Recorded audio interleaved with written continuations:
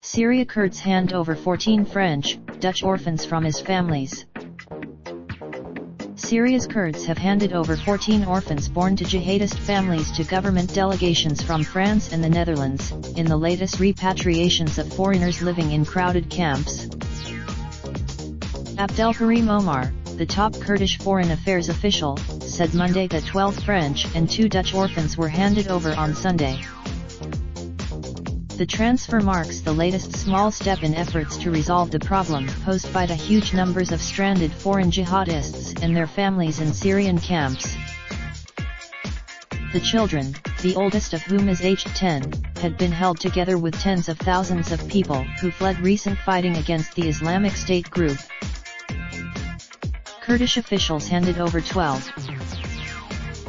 He said the transfer took place in the town of An Issa on Sunday and added that 2 orphaned Dutch children were also handed over to a government delegation from the Netherlands. There was no immediate comment from either France or the Netherlands. France has one of the largest contingents of jihadists who were captured or turned themselves in, together with their families, in the final stages of the US-backed Kurdish assault on the last fragment of IS's caliphate. French Foreign Minister Jean-Yves Le Drian said last month that the number of French nationals currently living in Kurdish camps was between 400 and 450. The jihadist proto-state eventually died in the village of Baghouz, on the banks of the Euphrates, in March this year, after a months-long US-backed Kurdish assault. Slow trickle. Larger than expected numbers of families emerged from the ruins of the last IS enclave, and the fate of tens of thousands of them remains unclear. France had already repatriated 5 orphans in mid-March and a 3-year-old girl later that month. Paris, facing intense pressure from public opinion, has said it was studying the files of all of its citizens held in northeastern Syria on a case-by-case basis. Last week, 2 American women and 6 children from suspected jihadist families were also repatriated.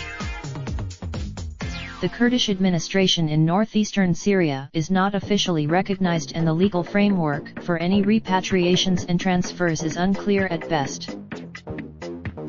The biggest returns so far were to Kazakhstan, Uzbekistan, and Kosovo, while countries such as Russia, Sudan, and Norway have also started repatriating some of their nationals.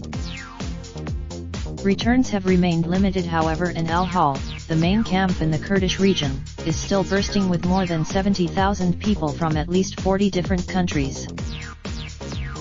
The majority of people stranded in such camps are from neighboring Iraq and from Syria itself. A first batch of 800 Syrian women and children were sent home earlier this month, most of them to their hometowns of Raqqa and Tuqsa. The fate of suspected IS fighters held in Kurdish prisons is even less clear, with few European countries willing to bring them back and the Kurds unable to give them trials.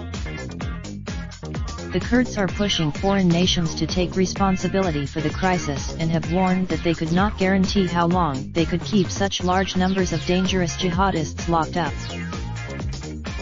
France has transferred some of its nationals to Iraq, where courts have churned out death sentences in lightning trials, which rights groups say make a mockery of international justice standards. Raindrop, drop top, smoking, no cooking the hot pot. Fucking on your bitch, yeah, that. Looking up, open the park pot.